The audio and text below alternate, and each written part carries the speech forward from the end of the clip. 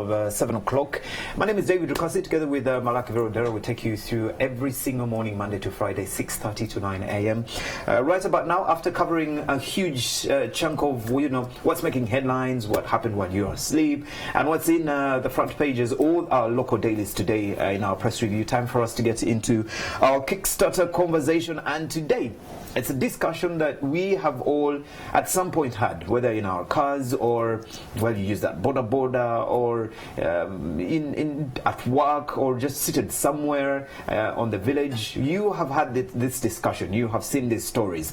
Boda-boda men being hacked to death, but by who? And why is this continuously happening? Before we get into the gist of this story, how about we share with you a story that aired last night on NTV. Andrew Chamagero went out there to find the details of why this is growing in Uganda.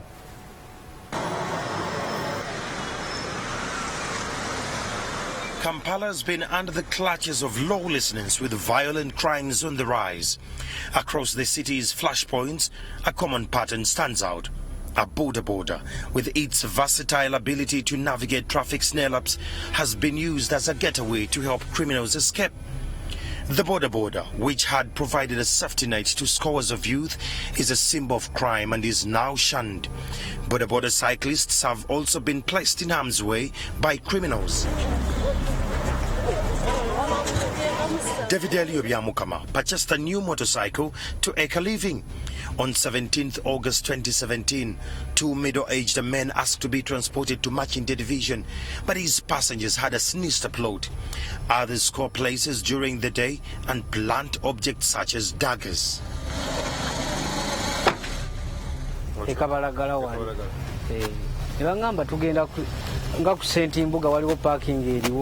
Tugenda kujayo motoka bali babiri kati ne tujja kati twabuka eri ampusi esooka eneyokubiri ne bagamba atuteeke wano kati bwe tutuuka wano nyimirira omwa aseme mabega ava yadde eno mu maaso abanga akwata mu nsawo bw'atajjayo ssente ansasule bw'ati ngamba naye gwe okolerawa kiwulira andi maaso okolera luddawo konze nkolera mu kiwempe ddaka kaadiyo kati nkwata mu nsawo bwe nti nzijeyo kaadi kuba nali njinaze nga nyina ne pamiti mbanga agijawo bwe ngenda owulya ejambiya ku mutwe kati ngenda okukyuka bwe nti ndaba oba onasigadde atema ng'ono akoze eki ankute mu kiwato tanzikiza nakuvaako ne mbagaba ne bapiki gye mwagala mugitwale nze mundeke kati ngenda okukyuka bwe nti ndaba ono atema ngenda olaba nga akwasiza emikono ebiri neteekayo omukono bwe nti.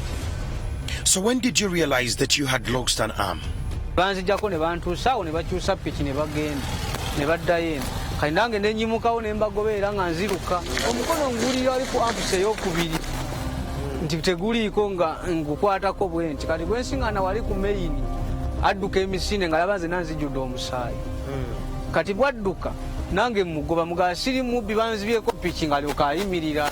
Did police attempt to investigate and find the culprits? Or perhaps, do you believe that police fulfilled its responsibility?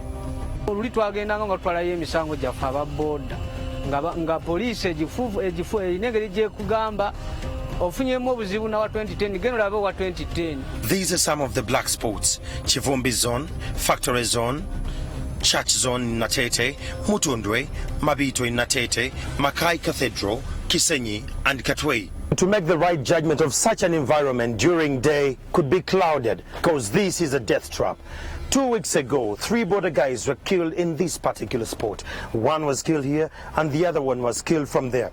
And it happens that local community and local leaders came up with measures on how best the security in their area could be revamped. This entire stretch from the far end seems like a corridor that is very peaceful during the day. But in the night, you and I would not wish to be in this kind of location. The third one was hacked to death right here. One of the boda-boda faction leaders in Kampala, Peter Kankaka, attributes the rise crime to a number of factors. The guys that are stealing motorcycles are on the police payroll. I mean, they pluck off number plates from the impounded motorcycles, place them on a stolen motorcycle in the night, and tomorrow it is on the road. The second intervention must be the army. Police is rotten, and we are tired of speaking this thing for, it's like a poem, Such allegations will always be there. What is actually important is that the investigative and intelligent component of the police works on information which is actionable.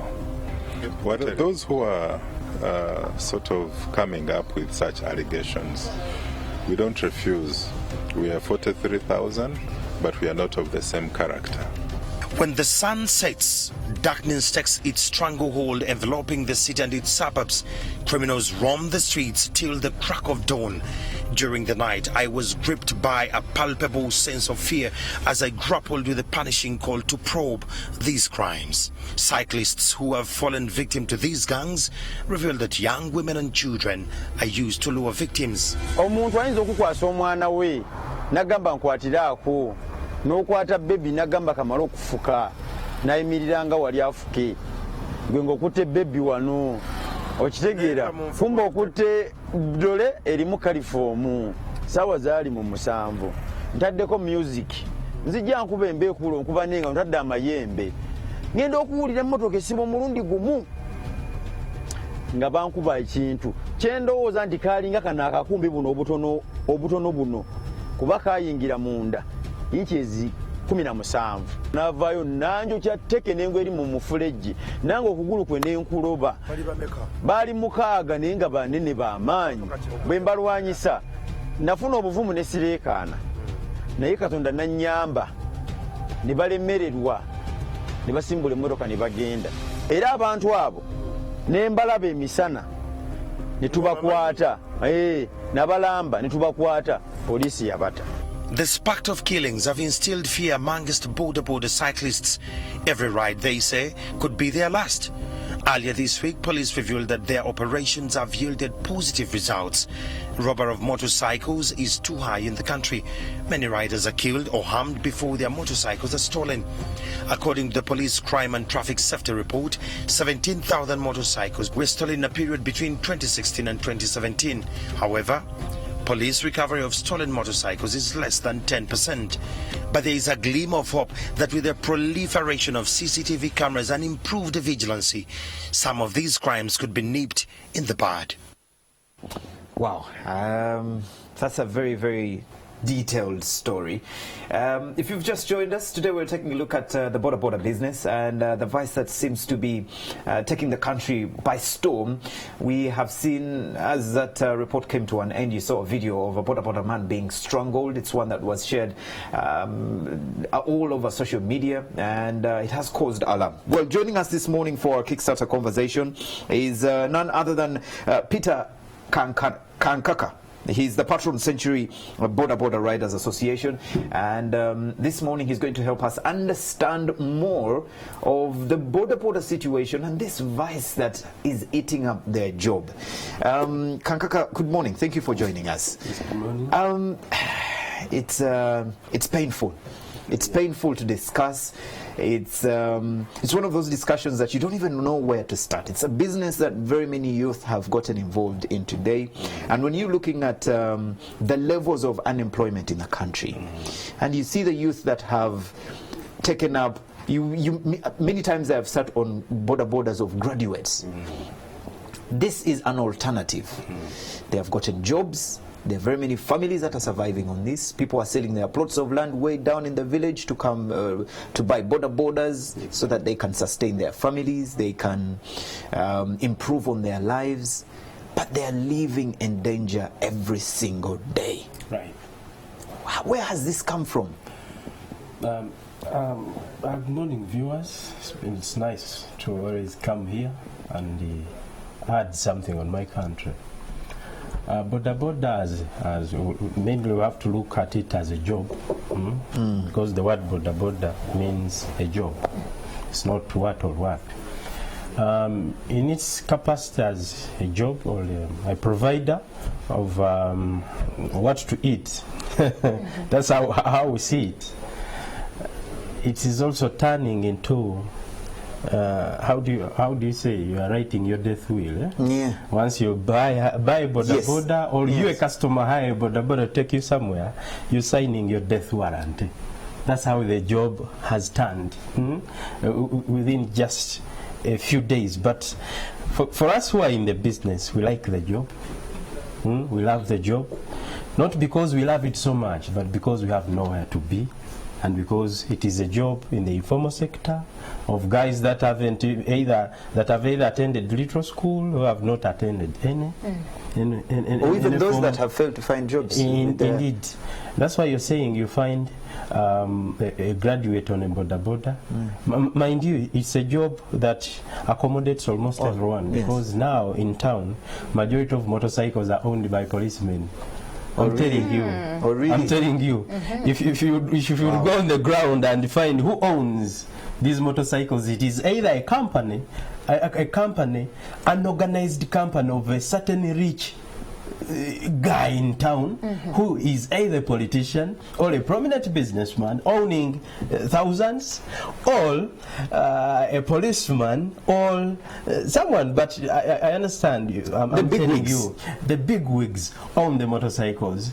The younger boys ride the motorcycles to pay the big wig. Mr. Kankaka, you know, over the past few years, yes, the scope was shining, or the lens was shining on, you know, the ills and the crimes that, you know, are perpetrated, quote unquote, by boda-boda operators. Now that scope has shifted to this same boda-boda operators being attacked. What do you think has informed that shift over the past few days now?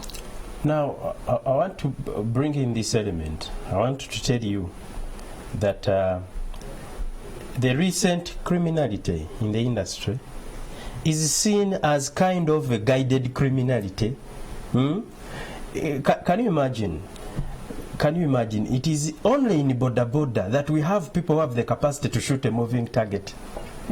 Everyone who's been killed is killed on a motorcycle. Correct.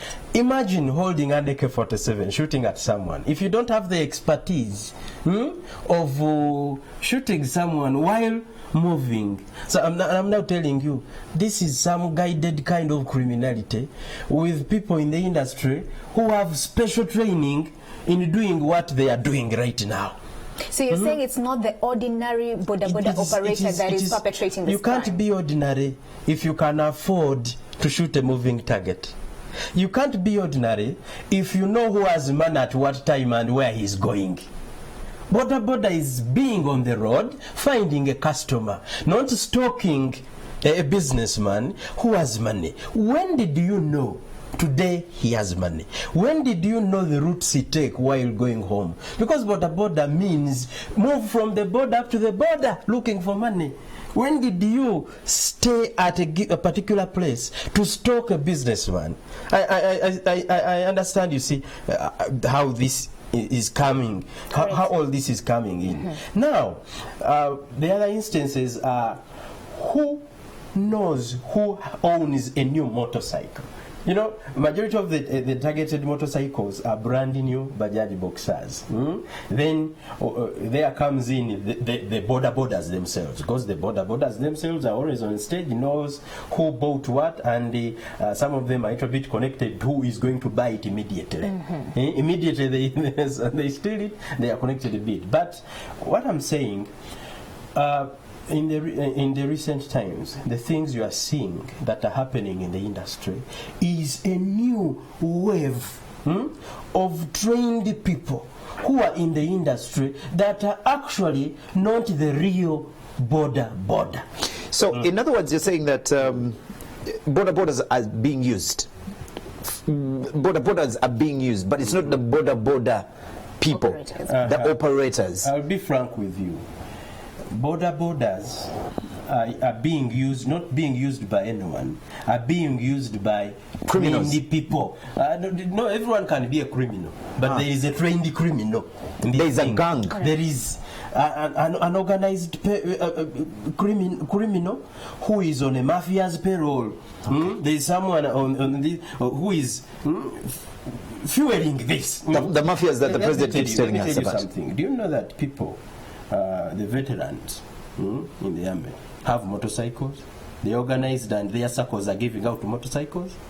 Do you know that people in the reserve force of the Ugandan army, majority of them, their side business is boda-boda. I'm telling you, people in the reserve force. Do you know that people who have been laid off from Somalia and elsewhere on maybe external missions Uganda has served elsewhere, Sudan, wherever, have been brought back and are not in uniform, they're in layer. And their only business is boda-boda. Mr. Kankaka, let's okay, with that information now, if you say it's the rich people in this country, the people in higher offices, the people in police, it's the reserved force, army people, it's they're the ones that are owning the largest bit of these boda-bodas. Exactly. Let's get now to the point. Why? Because you'd think these are people in position to influence. These are people in position to make sure that their business is safe. Why is the business then not safe at all? Because not once, not twice, not 1 year, it's been over years. Every single week you hear of a boda-boda man that has been hacked to death.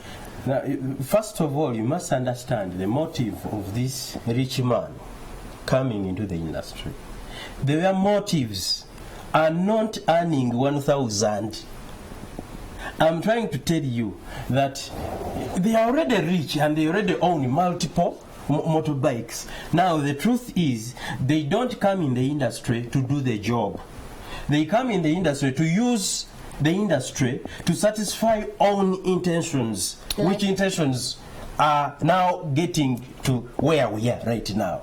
These people don't buy motorcycles to take them on the road to find passengers and earn 1,000. Many of them buy those motorcycles to use these boys as sources of intel on something sinister that the boy might not know. Okay. So this younger man is put on the road. His payment is that 1-2 customer he gets a day, but he gets calls per minute. What is happening here? Go this side. Tell me what is there. Tell me in that shop who is there. Has the manager arrived? So they are not coming in the industry to do the job. They have just camouflaged. They have just come into the industry with other intentions. You know what you're pointing out to is another security matter, and I think that's another whole conversation that we can have, of course, with even security experts. But let's just try and crack this nutshell. Them that have been attacked, the operators, the boda-boda operators, them that have been hacked to death, unfortunately, may their souls rest in peace. Someone would ask, if then it's the mafias, if then it's the connected in society who are operating, who have the greatest, shareholding in this particular, on our road, so to speak, then who exactly is being attacked? Is it the private owner of the boda-boda or the boda-boda operator who is in this, kind of circle that is being managed by this mafia? Which boda-boda operator is at risk? Is it the one who works under a mafia or the person who works individually? Now, let me tell you about these murders. Many of the killings you're seeing are elimination murders. Elimination murders. Eliminating who? When you work for someone who doesn't trust you, he uses you to fulfill something. The next day he knows you know him. He has to eliminate you. That is in the first place. Okay. These young boys have entered something they are not sure of. After being used for strong things that can maybe create bad things to the master planner, they are eliminated. So the first deaths you are seeing on the road are elimination murders. The second ones you're seeing are the boda-boda guys who are just innocent, normal or day-to-day thefts. But these are mainly maybe manufactured by own people at the stage. Because I can't rule out the fact that the boda-boda guys themselves, some of them are you can't know who to trust. But anyway, the most I'm saying the most these things you're seeing right now are either influenced by businessmen. You haven't handled the fact of businessmen. Before the arrest of these organized criminals of boda-boda 2010, businessmen who are trading in used motor spare parts. We are relying on boda-boda 2010 and the police. to get spare parts. After the intervention of the army, they arrested them, took them to cells. The businessmen who don't know how to trade properly ran out of business. They never had a supplier because their business was cut off. Now, why is it that this is happening after the release of the master planners? Why is it? Why is it that in the last 2 weeks, when they were released back to the public, they are back to their, I'm telling you, they are back to their days. So what you're saying is that these are pretty strong allegations here. So what you're saying is that this new wave that we're seeing is a clearly orchestrated one. Exactly. When those boys were arrested, I'm telling you, the businessmen that were trading in used motorcycle spare parts had run out of business. And they are not good traders. They don't know how to go to China and bring, or go to India and bring real motorcycle spare parts. Right. Now what they have done is to get back to the old ways of doing business in a bad way. So they go to police, first of all, and buy people's motorcycles to maybe to have spare parts. And then, you know, the future has always exonerated me. I normally speak of this and the future exonerates me. You see, of recent you were running this story of this guy that was murdered. When NTV arrived at the scene, I told them, you know, the den of thieves is right here in Rubaga. Police is involved somewhere in doing this. You know, a motorcycle is stolen tonight. When it is stolen, it is taken to a mechanic. These midnight mechanics. By morning, it is a new motorcycle with a number plate and the papers, not the original logbook. And revenue is also, Uganda Revenue is also takes some blame on this, because you have a motorcycle with a different logbook. It is stolen today, the next day they process a new logbook. We find a single motorcycle with 3 different logbooks that are real, that are not fake. Mr. Kekana, we have very many, very huge allegations that you're putting up this morning, and it looks like you have all the information that is needed for the police to help. And during that story, you had Mr. Fred Enanga saying that you know, police relies on information. Have you given them this information? Have they used it in any way? If you have given it to them, then why is it that the vice is still continuing? I haven't given it to them because they are dirty cops. They are dirty cops. Okay. And I can't trust them with this information. Is it why you're saying that the only hope lies in the army? Exactly. Okay. When we used to tell them, the former person who used to serve the boda-boda patron had a gun, they refused to hear. Yes? They refused to hear. In a short time, they arrested the man with multiple guns. So, Mr. Kankaka, as we wrap this up, unfortunately we're running out of time, what does the future hold? Will this wave continue? Will we see this wave die and another one come up? Now, the rate of criminality is increasing on a daily basis. What you have even helped us is to capture a few, but March is yet to come. I'm telling you, the vice of stealing motorcycles, if not handled immediately by the army, it's not going to what? To end. Now, the wave of criminality in the times that are coming is going to be worse, because I'm telling you, the orders of stealing motorcycles have changed now. The orders are steal the motorcycle, kill the rider, don't leave a trace. All right. We need to be very clear that the allegations that have been put across today on this show are not the position of NTV, but Mr. Kankana here, who is a boda-boda patron. Yes, I can own them. Yes, that's very good. So going forward, it looks like you need assistance from the army. And have you made any a move? We are moving into finding out who to trust, really. But we call on the our leaders to intervene in this, because when they don't intervene, it's going to escalate. Okay.